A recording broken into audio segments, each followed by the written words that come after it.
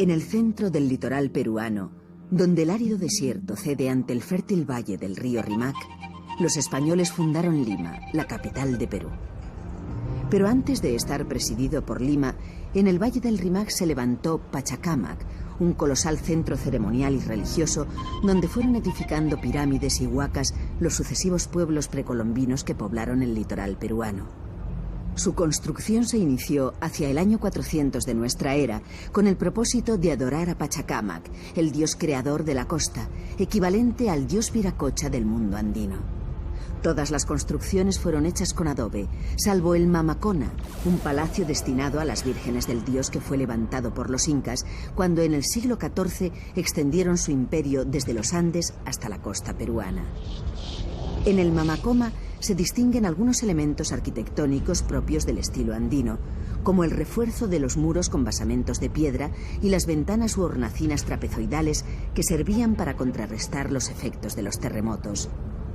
Su perfecto estado de conservación, facilitado también por una restauración minuciosa, contrasta con el deterioro de los vestigios pertenecientes a períodos anteriores, edificados todos en adobe, un material mucho más frágil y vulnerable, pero que era el típico de la costa desértica.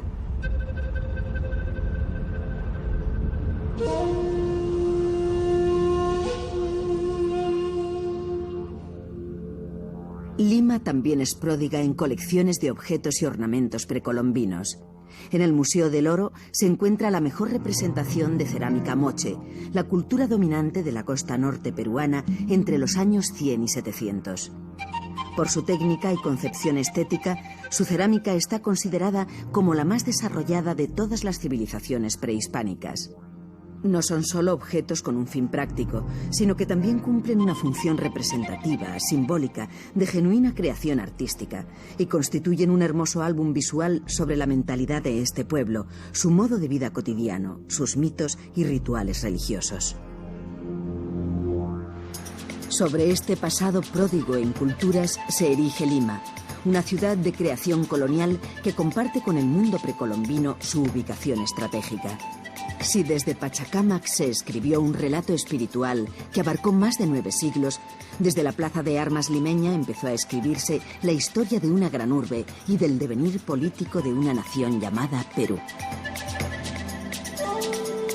En su lado norte se encuentra el Palacio Presidencial, levantado en el mismo lugar en que Pizarro fijó su residencia y en el que habitaron los 40 virreyes que le sucedieron. Por efecto de los terremotos, hoy ya no queda nada de la planta original, y este palacio, acabado en 1938, refleja el gusto por el neoclasicismo napoleónico de algunos gobernantes peruanos de este siglo. Elegante y colonial, el centro de Lima habla del pasado brillante de la que fuera la capital más importante de Sudamérica durante los siglos XVII y XVIII. Igualmente también representa la extraña y compleja mezcla peruana de costumbres y rostros. El Perú es un país mestizo, básicamente mestizo, ¿no? Su cultura es mestiza. La matriz del mestizaje peruano es indio y español, pero sobre este mestizaje de matriz, que comienza el siglo XVI con la conquista, se suman otros mestizajes. Hay un mestizaje africano, hay un mestizaje chino, hay un mestizaje japonés, etc. Y de otras migraciones que ha habido en el Perú. Al final, en este momento, si uno se pone a escarbar qué es verdaderamente el mestizaje peruano, ya hace difícil distinguir cuáles son los elementos hispánicos puros. No hay elementos hispánicos puros, como no hay una raza pura en el Perú. En otras palabras, los blancos tipo occidental europeo en el Perú pues son el 5%, 6% de la población. Aparte de ese sector, es muy difícil ya distinguir exactamente cuáles son las raíces de cada quien, ¿no? El Perú es un territorio que tiene el 85% de los microclimas del mundo, solo en ese territorio, con diferencias geográficas tremendas. Esto condiciona la cultura, esto condiciona la economía, esto condiciona todo. La cultura peruana es una abstracción, así como hablar de la cultura española es una abstracción, porque en el Perú están mezclados elementos de todos estos países que he mencionado, pero además están mezclados los elementos incaicos, pero no hay que olvidar que el elemento los incas en el Perú han tenido, en lo que hoy es el territorio del Perú, no más de un siglo de dominación. Y antes que ellos venían culturas de miles de años de antigüedad. que todavía permanecen. Los quechuas que se hablan en la Sierra del Perú son distintos. Todavía se mantienen elementos de lenguas preincaicas. Todo eso crea una tremenda complejidad cultural, sin hablar de la selva, donde tenemos 250 grupos étnicos de pequeñas poblaciones, porque estas poblaciones han sufrido muchísimo a través de la historia, pero que tienen el mismo derecho a la ciudadanía que los demás. Entonces, no podemos hablar de culturas únicas, culturas unificadas. Sería un abuso de España mirarnos así, así como para nosotros sería un abuso mirar a España como algo uniforme. Diversa y multirracial, Lima también es reflejo de la contradictoria y paradójica historia peruana, oscilante entre la grandeza y la decadencia. En esta conformación está sin duda la huella española más evidente. Lima fue una creación directa de Francisco Pizarro.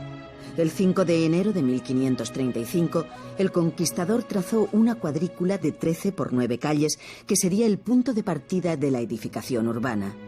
Sus primeros habitantes fueron un centenar de españoles que acompañaban a Pizarro, que eligió este emplazamiento por su situación estratégica de puerto de mar y su comunicación directa con los Andes. Pero la figura del fundador de Lima provoca polémicas encendidas, como la que aconteció en torno a la ubicación de esta estatua regalada a la ciudad en 1949. Para algunos representaba al conquistador sin escrúpulos, amenazando con irrumpir al galope en el centro de Lima, mientras para otros la conquista y la sangre española son tan herencia peruana como los incas y todas las etnias que les precedieron.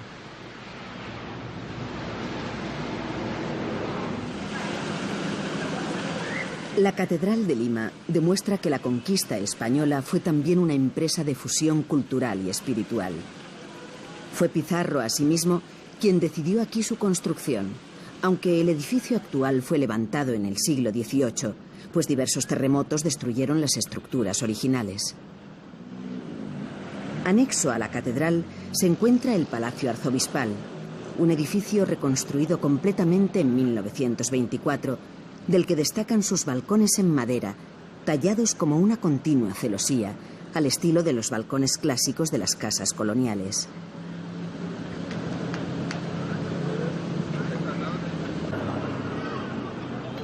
El convento de San Francisco del siglo XVII es una de las escasas construcciones que han sobrevivido indemnes a los devastadores seísmos que han jalonado la historia limeña. Su fachada es el exponente mejor preservado del barroco español en la capital peruana. Lo mismo que la catedral, el convento de San Agustín ha sufrido profundas y continuas reconstrucciones. Su fachada, de estilo churrigueresco de principios del XVIII, ha subsistido sin embargo en su forma original. Presenta los elementos más significativos de esta ornamentación tan española, caracterizada por un ritmo decorativo sin descanso y por el gusto por las formas curvas, las columnas salomónicas, todo tipo de hojas, flores y figuras. Al igual que las obras de los hermanos Churriguera, la fachada de San Agustín compone un auténtico retablo escultórico, como los que suelen decorar los interiores de las iglesias. El convento de Santo Domingo se levanta en los terrenos cedidos por Pizarro al fraile dominico Vicente Valverde, el gran impulsor religioso de la conquista peruana. En su interior destaca un amplio claustro cubierto de tejas a imitación de los conventos sevillanos. Pero lo que hace verdaderamente popular esta iglesia es que alberga los restos de Santa Rosa de Lima, la patrona de Perú, nacida en la capital en 1586, 50 años después de la fundación de la ciudad.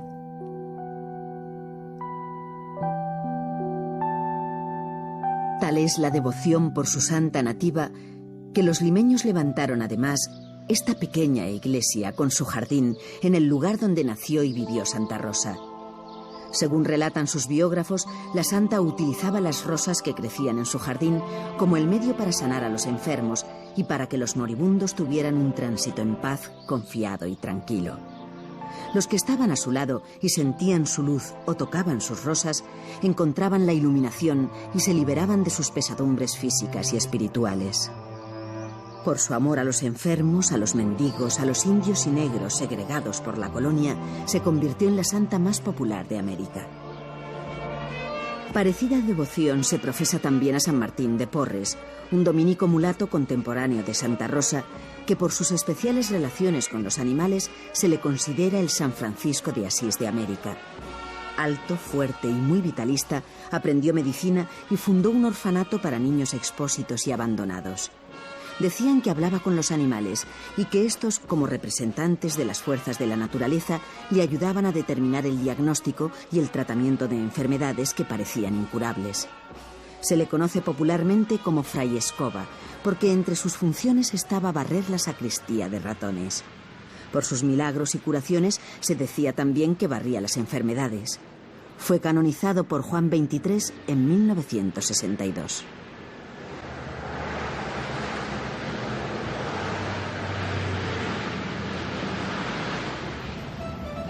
En Lima se encuentra la Plaza de Hacho, el coso taurino más antiguo de América, que fue edificado en 1765. Para los peruanos, la tauromaquia es una de las herencias españolas más indelebles, pues se ha mantenido viva desde el mismo momento de la conquista. Cuentan las crónicas que hasta el propio Pizarro, en 1540, rejoneó toros en la plaza central. Con una tradición de tan hondo calado, no es extraño que la Plaza de Toros de Hacho sea, desde su creación, lugar obligado para cualquier torero español que quiera proyectarse en América. En esta ocasión, se presenta ante la afición limeña el Juli, el joven torero español.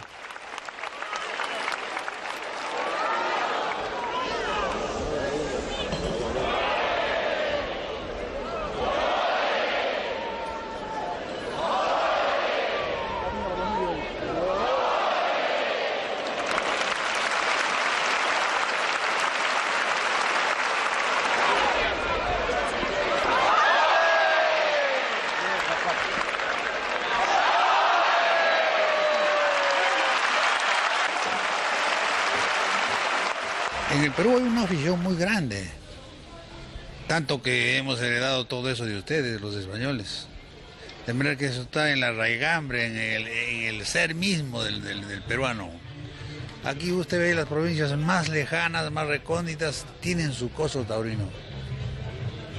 En toda y sobre todo en la serranía. No hay pueblo serrano de nivel provincial o de nivel distrital que no tenga su propio coso taurino.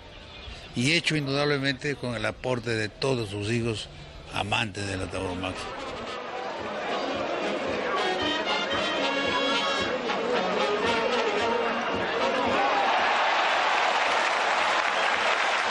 Desde muy pequeño he asistido acá a la Plaza de Toros de Hacho y de mi época donde he visto ha sido desde la época de Sebastián Palomo Linares, Francisco Rivera Paquirri, Santiago Martín Elviti, he visto desde muy pequeño. Y los últimos que están llegando ahora como Vicente Barrera, Francisco Rivera Ordóñez, Víctor Puerto y Perito Portugal. Y el último que es el fenómeno que hoy ya lo voy a ver es a Julián López, el Juli.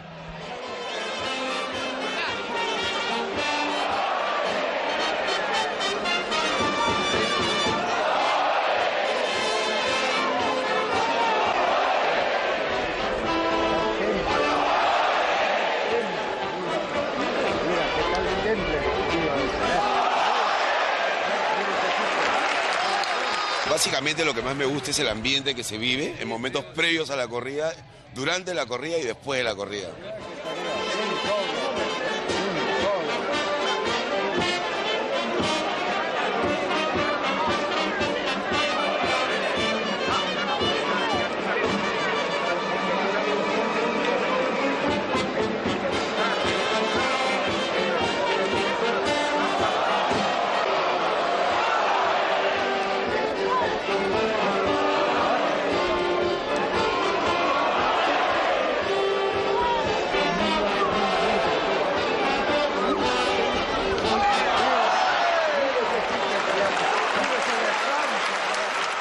La corrida de toro es ver la bravura del toro y ver el arte que desarrolla cada matador en cada tarde que se enfrenta a la lidia a un toro.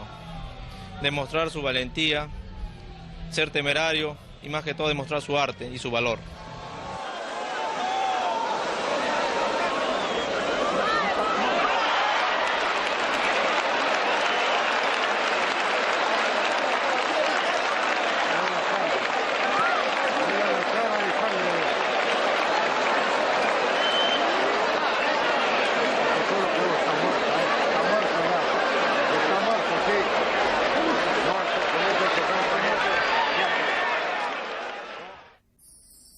El Virreinato de Perú desarrolló en su capital una sociedad criolla rica, culta, aristocrática, que emulaba los modos de vida de las más brillantes y sofisticadas sociedades europeas.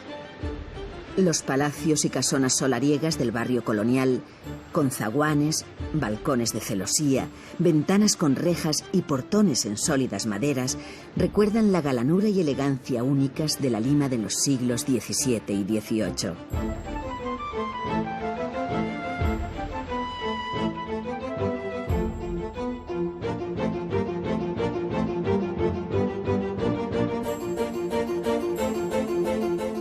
Sus interiores, amplios y luminosos, almacenan mobiliarios dignos de cualquier casa señorial europea, aunque el aire español está siempre presente con la disposición en torno a un patio andaluz de influencias árabes. Estas casonas de Lima parecen, sin embargo, antiguas joyas en una vitrina inmersa en una ciudad llena de paradojas y contrastes. En medio de sus nubes bajas y su tráfico ensordecedor, la capital de Perú cuenta hoy con 9 millones de habitantes, una población que supera con creces sus infraestructuras urbanísticas. La grave crisis económica que vivió Perú en la década de los 80 hizo inevitables las continuas oleadas de inmigrantes procedentes de todas las partes del país a la búsqueda de mejores oportunidades de vida. Sin embargo, esta situación de traumática integración social en una ciudad desbordada ha tenido experiencias alentadoras como la de Villa El Salvador, el llamado oasis de esperanza, cuyo alcalde y uno de sus promotores, Miguel Azcueta, es español. Villa El Salvador nace como cualquier barriada de las grandes capitales de América Latina. Es igual, comienza con una invasión y al ser tan grande el número de familias que estaban necesitando un lugar para vivir en el año 70-71, el gobierno peruano de aquella época entregó un desierto para que surgiera una ciudad, una comunidad. Y en un mes, en los primeros 30 días, habían llegado 90.000 personas al desierto. De manera que la única alternativa era organizar a la comunidad, planificar todo el terreno y el desarrollo futuro de lo que iba a ser Villa El Salvador y con participación directa de los vecinos comenzar a construir, ya digo, las viviendas, las calles, los colegios, los mercados, darle una proyección a lo que era un desierto. Y se logró gracias a la comunidad organizada, a la participación de los vecinos, con mucho entusiasmo, hombres, mujeres, los jóvenes, los niños, todo el mundo participando en la construcción de Villa El Salvador. El éxito de Villa El Salvador ha recibido el reconocimiento internacional. Designada como Mensajeros de la Paz por Naciones Unidas, ha sido también Premio Príncipe de Asturias por su proyecto de desarrollo humano. Había una frase en aquella época que estaba con letreros por toda la comunidad que decíamos, porque no tenemos nada, lo haremos todo. De manera que más que problemas eran grandes retos. No había nada, absolutamente nada, en el desierto. No había agua, no había pistas, no había luz, no había escuelas, no había, por supuesto, centros de trabajo. Y entonces fue un espíritu que, estamos hablando de los años 70, que teníamos en Villa El Salvador y también en el Perú y en varias partes de América Latina, pero lo que se logró fue una unidad muy grande. Porque Villa El Salvador, hay que recordar, hoy día nos estamos acercando a 400.000 habitantes. Entonces es una experiencia masiva, una experiencia de desarrollo integral, con un gran lema que tenemos hasta el día de hoy, es vivir con dignidad. Queremos que todas las familias, el niño, el joven, el adulto, que pueda realmente avanzar a nivel personal, pero también avanzando en objetivos solidarios, objetivos sociales, ¿no? Desde hace unos años, la ciudad de Lima está dando también claros signos de recuperación y modernización al calor de la estabilidad política y de las reformas sociales y económicas puestas en marcha. El proceso de liberalización de la economía está favoreciendo una nueva presencia española en Perú, liderada por empresas que invierten en sectores básicos como las telecomunicaciones, la energía o las finanzas. Están abriendo camino para una nueva relación entre ambos países, de momento centrada en la inversión y transferencia de tecnología. La colonia española en el Perú no es que sea muy grande, es menor que la que hay en Venezuela, es menor que la que hay en Argentina, es menor que la que hay en Chile, pero ahora se ha ido incrementando por muchos funcionarios que han venido de España para la compañía de teléfonos, para los bancos, etcétera, ¿no? De manera que eso ha ido, yo diría que mejorando la imagen de España en el Perú. En el ranking de simpatías de países, ante la opinión pública peruana, España debe estar en este momento en el cuarto o quinto puesto. Estamos hablando de Japón, estamos hablando de Estados Unidos, estamos hablando quizá en tercer lugar de Alemania, podría ser, quizás hasta hace un año de Corea del Sur, y por ahí está España. Lo cual es una mejora, porque hasta hace algunos años España no tenía muchas simpatías en el Perú. El reto sigue siendo que España sea un socio del Perú. Que España, evidentemente, que tiene un grado de desarrollo mayor al de América Latina, no lo utilice esto como un arma política. Que tampoco utilice a Hispanoamérica, o Iberoamérica, o Latinoamérica, como prefieren decir los latinoamericanos, como una base o como una masa crítica para negociar con Alemania o con los Estados Unidos, sino que hay una integración un poco más horizontal, ¿no? En todo caso, España puede tener una presencia importante en nuestro destino y en el destino de América Latina para el próximo siglo, si la logra representar de alguna manera ante la Europa occidental y si de alguna manera logra formar, como ya se está intentando hacer, una comunidad iberoamericana de naciones en plan de igualdad con los países, ¿no? En plan de igualdad con los países, no en un plan paternalista, no en un plan de potencia dominante. Mi impresión es que ahora en España hay más conciencia de esto. O sea, entre la clase política española actual, pienso que hay un poco más de conciencia de esta materia. Si esto es así, entonces, en el siglo XXI, el Perú va a estar acompañado de España.